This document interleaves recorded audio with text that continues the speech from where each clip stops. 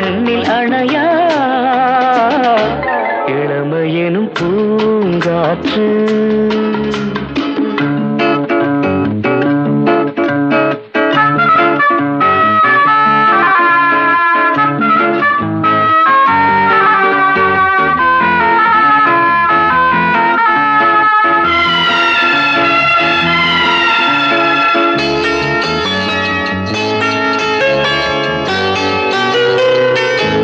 அங்கம் முழுதும் பொங்கும் இளமை இதம் பதமாய் தோன்ற அள்ளி அணைத்த கைகள் கேட்க நினைத்தாள் மறந்தாள் கேள்வி எழுமுன் விழுந்தாள்.